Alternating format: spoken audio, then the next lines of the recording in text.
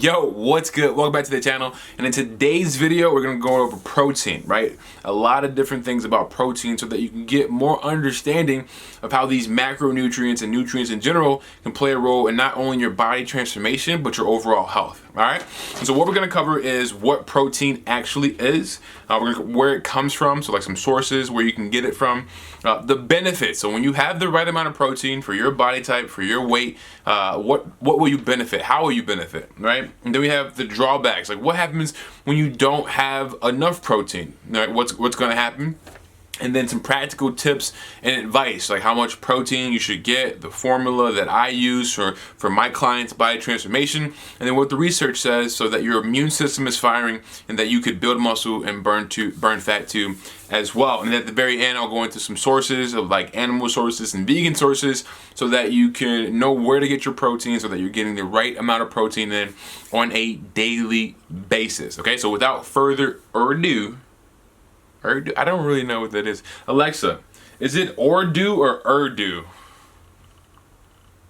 It's 4:22 p.m. Many consider it to be afternoon. No, that's not what I said. All right, so first off, what is protein? Okay, protein is one of the macronutrients that we need as humans, as living beings, in order to sustain life, right? You have protein, fats, and carbs, and proteins are the macronutrient that comes from amino acids. So when you break down the protein into the smaller structures, they're going to be amino acids. So maybe you've heard of glutamine, glycine, you've heard of methionine, you might have heard of lysine. All these enes or amines, you've heard of them, and they are amino acids. And when you have enough of those amino acids, the number is around 20, sometimes more than 20, paired together, then you then can make a complete protein. So it's just a nutrient that we need in order to sustain life. Very, very important that we get the right amount of protein in. It's very crucial. All right, next, like where does it come from? Where can you get protein from, right? So there's some animal sources of protein, like your chicken, your beef, or any kind of meat or flesh are very high and complete proteins. Then you can get protein from dairy too as well, some more animal products. You can always get some from vegan sources, like vegetables and nuts and seeds, legumes, things like that. So any type of those foods, you can get your protein from. Also from protein shakes, which is those things broken down to make it more convenient in a powdered form. So next, like what are the benefits? So when you have the right amount of protein, what is it going to do for you, right? It's going to allow you to have the proper amount of muscle, right? It's going to allow you to have a faster, more efficient metabolism, right? Because if you have a nice amount of muscle to fat ratio, and you're going to be able to metabolize your nutrients better. And metabolism is, we hear that word a lot. What does that actually mean? It's simply when you ingest food or nutrients, how quick or how efficient does your body take those nutrients, break them down, utilize them, and then get rid of the waste, right? So it's the consumption and transport of nutrients throughout the body, right? So is your protein going really slow? Is it not really breaking down? Do you not have a really good uptake of protein because there's not enough muscle? Is it being stored as fat, right? So your metabolism is how quick you're going to utilize those nutrients and then get rid of the waste. So you'll have, better muscle, you'll have better hair, skin, and nails. Like the collagen is a protein, right, that helps with the skin. You have better bone structure, more dense, more stronger bones. You'll be more satiated. So on a body transformation level, eating more protein, you're going to be more satiated, which then directly helps you not to overeat, right? So you won't be overeating a lot on processed junk food because you're not really hungry. You're more satiated, right? And in the thermogenic effect of food, actually eating protein requires your body to heat up more, so you actually burn more calories with a higher protein meal. Okay, so the muscle mass, the metabolism, the structure on your body, everything but fat needs protein in order to be working at its great function. You also will have a robust immune system, right? So your immune system works better at defeating and fighting pathogens when you have the right amount of protein. So those are some benefits.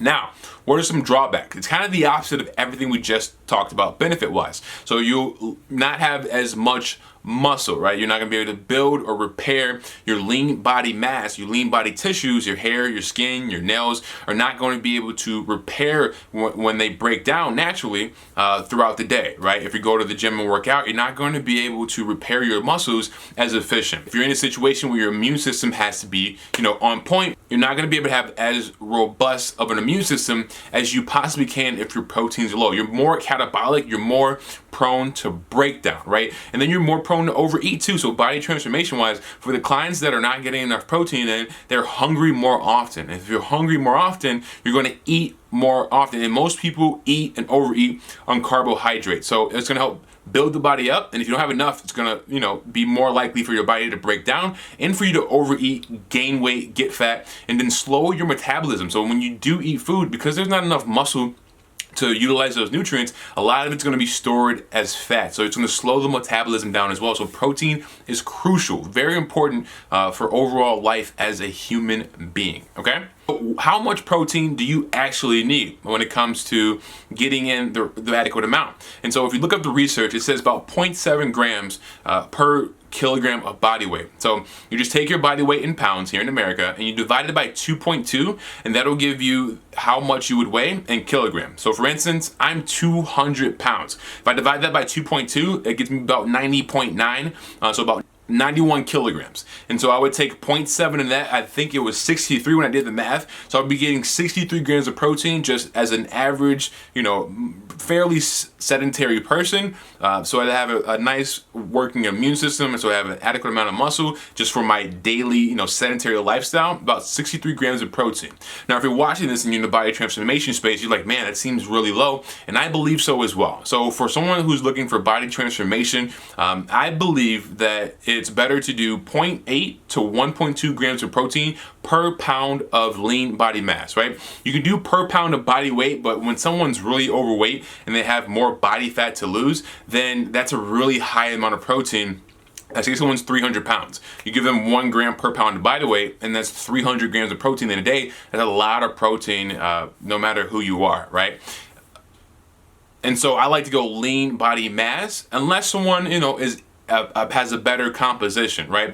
And without making it too tricky, I just do my lean body mass. Take my body fat percentage, I subtract it from my total body weight, and they'll give me my lean body mass, and I do 0.8 to 1.2 grams, right? And 1.2 grams are going to be someone who is going to the gym 3 days a week at minimum, and they're resistance training, they're doing cardio, they're very, very active, and they have a very solid metabolism. Then we'll bump up to 1 gram to 1.2 grams. But on average, I'm at like 0.8 and maybe 1 gram, but it's mostly like 0.8 to 1 gram of lean body mass. All right.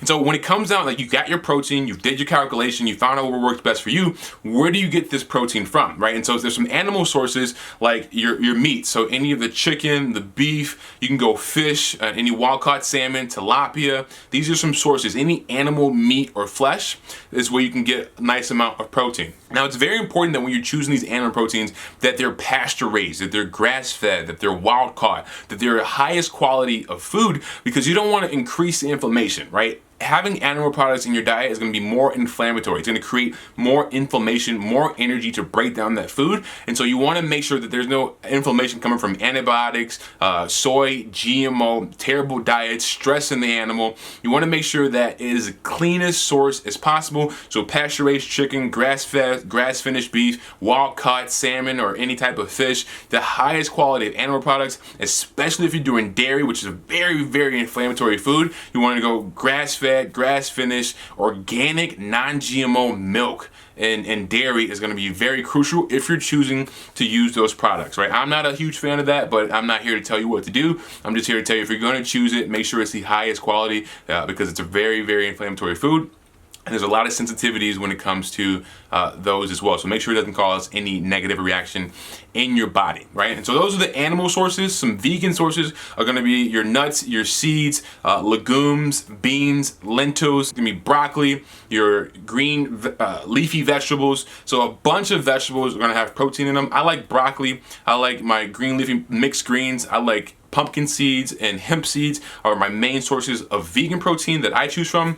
And then last but not least, you can use a protein shake, right? So have some of those things I talked about, it'll compress them down and process them down into a powder version, making them more convenient for you to intake, right? Because maybe you don't have time to eat a full meal. Maybe you're on the go, or maybe you have 3 solid meals. You have to increase your protein, but you don't want to eat any more animal protein. You don't want to eat another cup or 2 of beans. Like, you're pretty full and satiated. Then having a nice, simple protein shake is going to be easier for a lot of people for convenience, getting a quick snack in while still giving you adequate amount of protein. But same thing with that, make sure there's no fillers, a lot of sugar, fake sugars, and just a bunch of stuff that you don't need. Make sure it's as clean as possible. If it's made in a GMP facility, then great. I know the FDA doesn't regulate supplements, but if they regulate the facility where supplements are made, that's a bonus. So make sure that you choose the highest quality of products when putting them in your body. Okay, so that is it, y'all. Thank you for watching this video. That's my take on protein. I hope this video helps. I hope you learned something. It's a little bit longer than I wanted to go, but I want to make sure that I give you all of the information necessary in this one video so that you can then take it and then apply it to your own life. So if it helped, definitely smash the like button. I really appreciate it. It does a lot for the channel, getting more exposure, allowing this information to get to more people, help more people transform their body and improve their overall health. Make sure you comment below if you have any questions about protein, what protein powders that I use, what protein sources that I use, how much I get, or whatever questions you might have. Put them in the comments below. Like, comment, subscribe, and I will see you guys and gals later. I appreciate you. Much love. Peace.